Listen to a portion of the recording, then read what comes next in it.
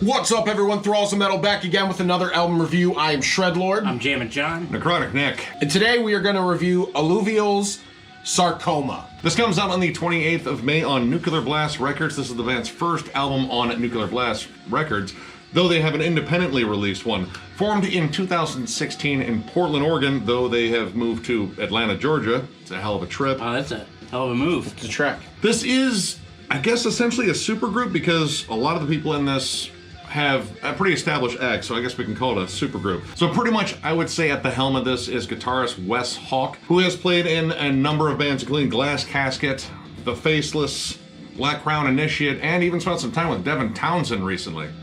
Then we have Kevin Muller, who used to be a member of Pyrexia, and John and I actually saw him with Suffocation as a stand-in vocalist, which if you've seen Suffocation, there's been a lot of stand-in vocalists over the years. He was one of the better ones. He was good. He was really did a good. Good job. Bassist Tim Walker, who played with Entheos live, and drummer Matthew Palazzo, who is a member of the band Aegean. And I believe he's actually done some live work with a number of other bands too. Actually, it was quite an extensive list, so a lot of session work.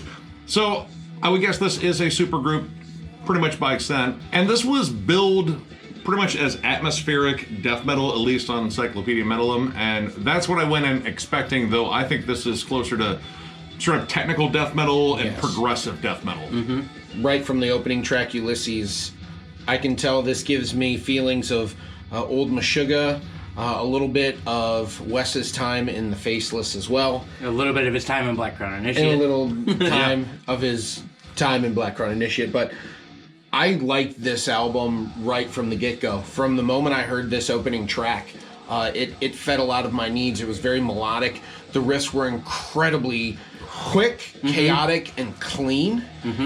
They were always interesting as well. It wasn't just creating a run or a riff just for, it held your interest as well. And that picking hand, man, we're talking like Scotty and picking hand. Oh, as soon as the chugs kick in on Ulysses, I mean, that's some like Fear Factory, like Meshuggah, like, I mean, it's just so fast and rapid, and I don't know, it has such like an interesting kind of like pulse to it. And that was like the thing on this entire album. Honestly, I was really just mesmerized by the guitar work across the board because it's varied. I thought I kind of knew what I was getting as we were listening to this. Like, all right, it's tech death, it's a little bit of gent here.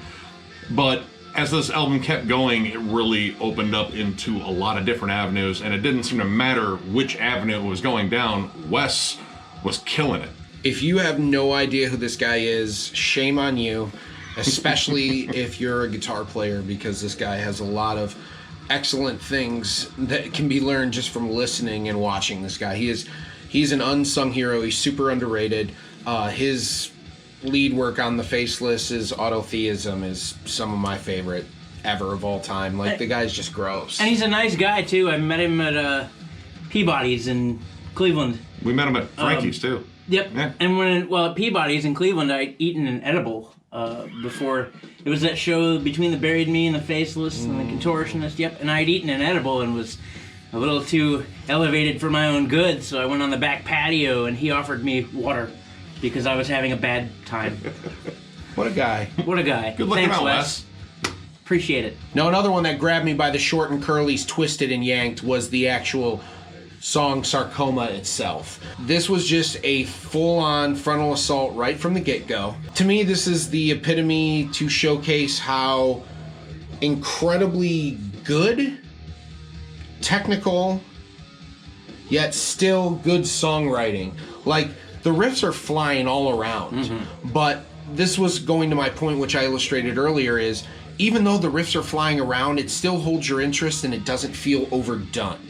And this song really drove that point home. The riffing is just top shelf, and like part of the amazing part of the whole picking hand or the right hand thing we're talking about is just how clean it is. Part of it is his gross and disgustingly good guitar tone. Oh God. The guitar tones on here are immaculate, whether they're riffing or leads, but the tone also is a clean tone. It's very smooth, but you can hear the picking just. Yeah, dude, you can hear it every time he touches that string. I mean, the production on this is really good. Top Like, shelf, it's in terms of like cleaner production, I really like this because it's very full and it doesn't sound like too overproduced. You know, when it comes down to like guitar tone, it's right out in front. You can't miss it. It is such a rich, heavy tone. The drums are pummeling. The bass fills out the back end. The snare's a little too triggered, but I'm gonna let it go. I mean, I'm pretty sure the bass drums were triggered too, but that's kind of like part of the style. And honestly, like one of the things, like, you know, I thought I wouldn't get into, but I'm surprised I really did, was the fact that this is very breakdown heavy. I mean, I would say even spots kind of border on deathcore, but the fact that, you know, Wes is creating really cool riffs over the breakdowns, so it's not just like open chord chugging, it keeps me interested because it's like a little bit more flavorful, I guess.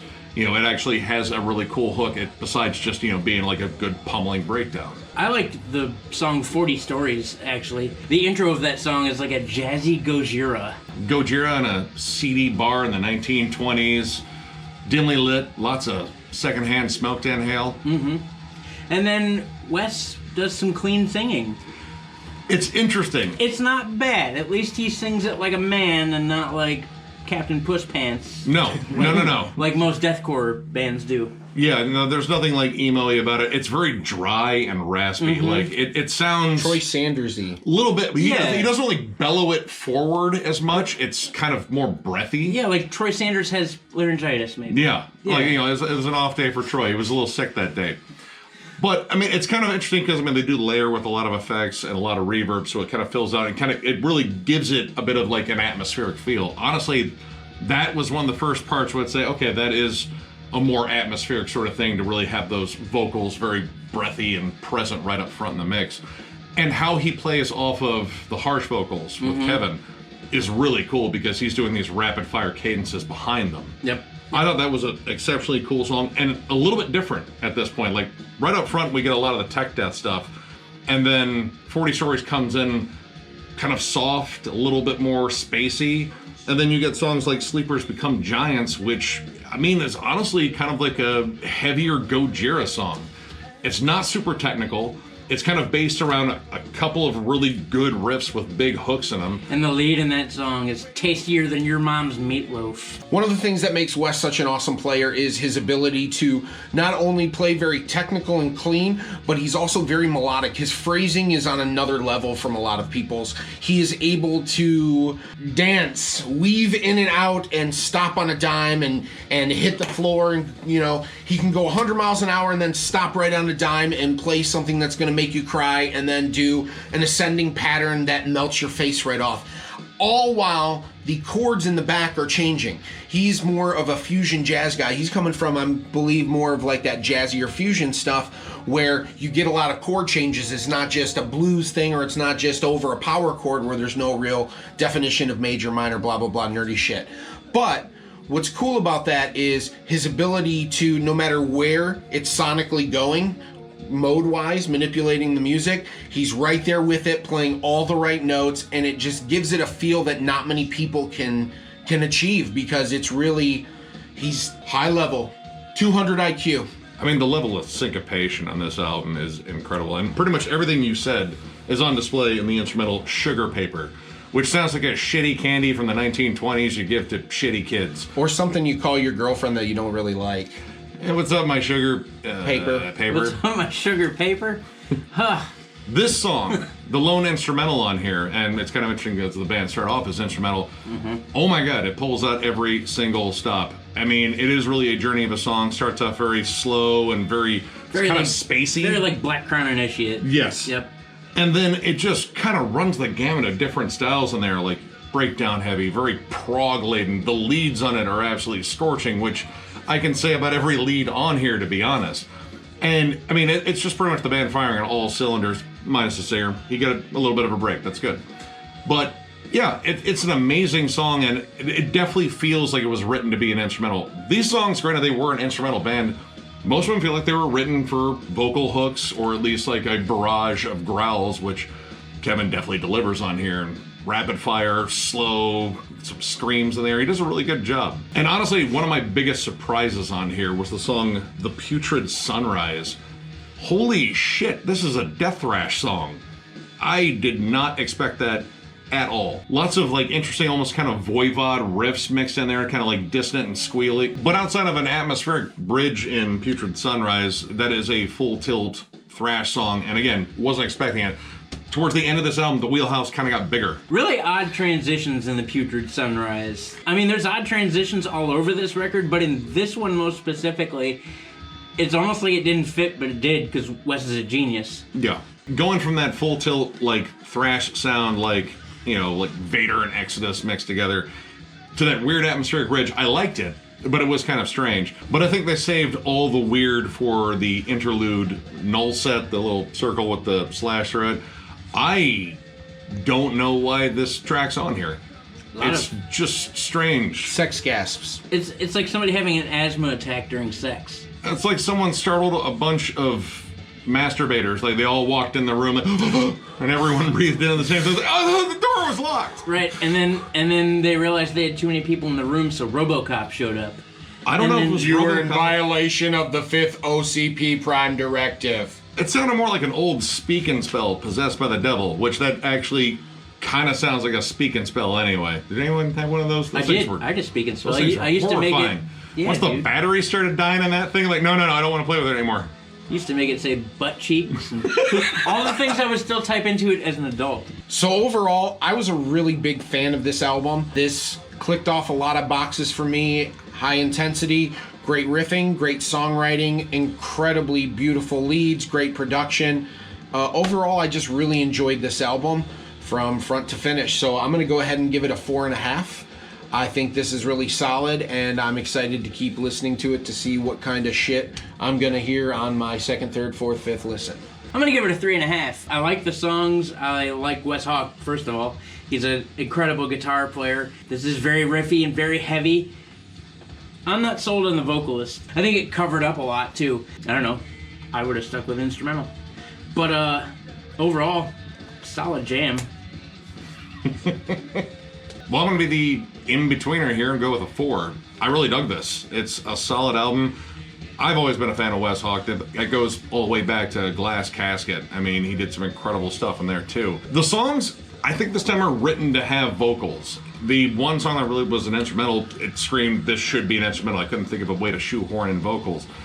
The only thing I really had to complain about were maybe the clean vocals. They're not particularly that powerful, and minus that weird interlude that I'll probably never listen again. But across the board, this has some outstanding songwriting. It really flows very well, and I think the back half of the album really shows what all they can do, because the front half is good, but I think it's kind of what you would expect. The back half really just shows how big this band's wheelhouse can be, and I think this is a solid fucking album, and I recommend you get it. Well, that brings us to the end. So, if you like this video, please go ahead and hit the like and subscribe button. We greatly appreciate it. It helps us out tremendously, and it also notifies you of when we release new stuff, which is pretty much on the daily. And we are on Patreon. That's right, I said Patreon. Woo! Yeah. If you want to subscribe for just a low fee, I think it's what, $3? $3. If you want to subscribe and see outtakes, I know we do like a podcast thingy. If you want to see all that, go to Patreon and subscribe there, and we'll give you some cool stuff. And we also have a giveaway going on. Once we hit 6,000 subs, we're going to give away a nice little 4 CD package. We are over the 5,800 mark. Thank you very much. This has been an awesome ride so far, and you guys keep making it awesome because you yourselves are awesome. That's awesome. So there will be a link to both Patreon and this giveaway in the description. So if you have not gotten in on this giveaway, click on that link and make a comment on the video, and you are entered. It is that easy.